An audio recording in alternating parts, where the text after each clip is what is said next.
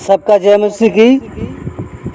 प्रिय साथियों, आइए हम परमेश्वर के वचन को पढ़ेंगे और ध्यान से सुनिए। लिखा है व्यवस्था विवरण 7 अध्याय उसका 6 पद में, क्योंकि तू अपने परमेश्वर यहोवा की पवित्र प्रजा है। यहोवा ने पृथ्वी भर के सब देशों के लोगों में से तुझको चुन लिया है, किंतु उसकी प्रजा और निज धन ठहरे। प्रिय भाई बहनों, अगर पहला पत्र 2 का 9 में पढ़ते हैं तो लिखा है कि परंतु तुम एक चुना हुआ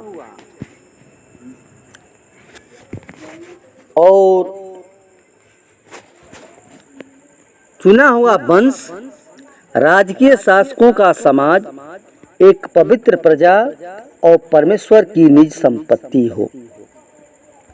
प्रिय भाई बहनों, पिता परमेश्वर ने यह प्रतिज्ञाएं इस्राएल जाति के लिए की थी, जो पहला है कि तुम एक चुना हुआ वंश हो। यानी परमेश्वर ने इब्राहिम को कई जातियों का मूल पिता चुना था और उससे वाचा बांधी थी कि मैं तुझे बहुत सी जातियों का पिता ठहराऊंगा और मैं तेरा और तेरे पश्चात तेरे वंश का भी परमेश्वर ठहराऊंगा। प्रियो, वंश का अर्थ होता है एक पीढ़ी से कई पीढ़ी, जैसे इब्राहिम से इसहाक, इसहाक से याकूब और याकूब से 12 गोत्रों में से यहूदा और यहूदा के गोत्र में से यीशु मसीह का पैदा होना। यीशु मसीह में विश्वास करने वाले भी उसकी संतान हैं। प्रियो, परमेश्वर के वंशज हम लोग कहलाते हैं और प्रभु यीशु मसीह के नाम पर विश्वास लाने से हम उसके वंश हो जाते हैं, उसके पुत्र हो जाते हैं, क्योंकि गलातियों 3 का 29 पद में लिखा है कि यदि तुम मसीह के हो तो इब्राहिम के वंश और प्रतिज्ञा के अनुसार वारिस भी हो। क्यों यहाँ पर साफ प्रमाणित करता है प्रिय पौलुस, क्योंकि कहता है कि तुम जानते हो यीशु मसीह की आज्ञा का पालन करने और उसके लहू के छिड़के जाने से हम चुने गए हैं, और यह प्रतिज्ञा हर एक विश्वासी के लिए है।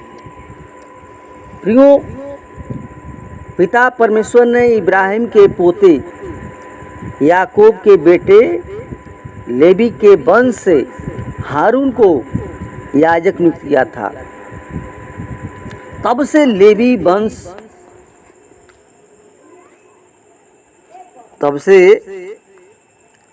जो लेवी वंश से हारून को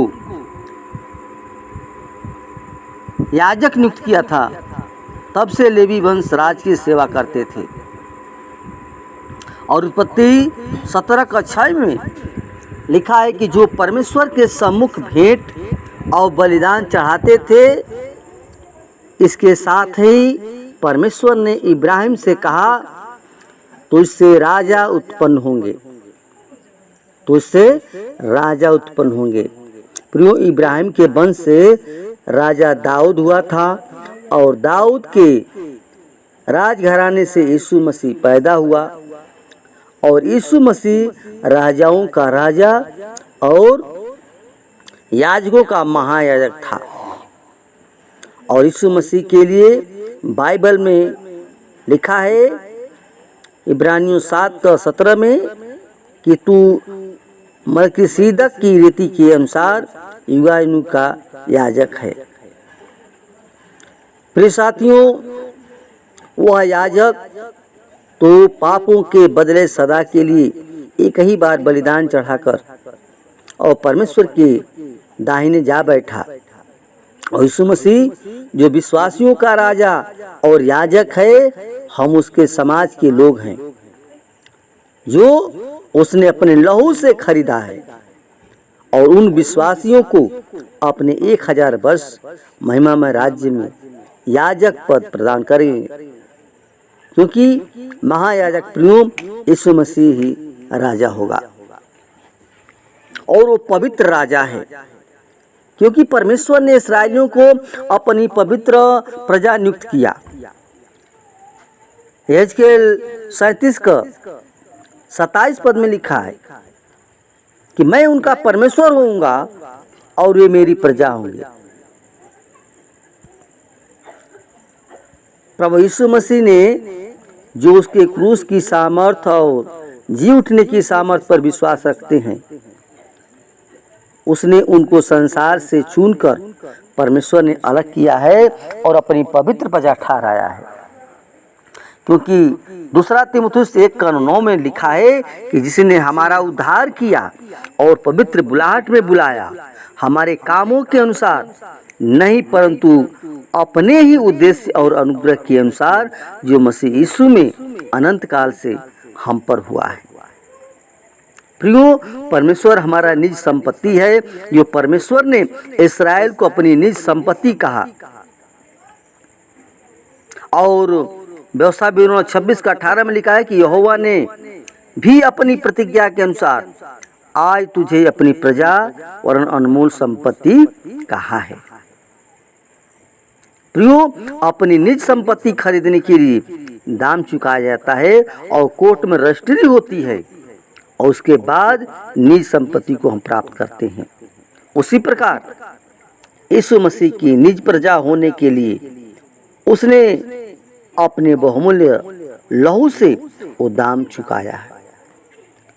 क्योंकि तीतुस की पत्री उसका 2 अध्याय और 14 पद में लिखा है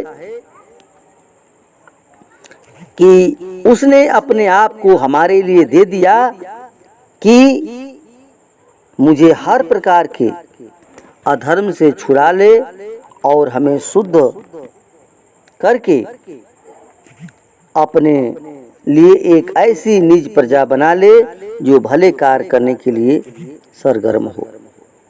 प्रियो, परमेश्वर हमारा उद्धारकर्ता परमेश्वर है, हम उसके संतान हैं, और हर समय वो वादा किया है, हर समय बातें करता है कि तुम मेरे प्रजा हो। इसलिए प्रियो, परमेश्वर पर भरोसा रखें, परमेश्वर हमें छोड़ता नहीं है। धन्यवाद। वचन के द्वारा परमेश्वर को आशीष प्रदान करें। आमीन।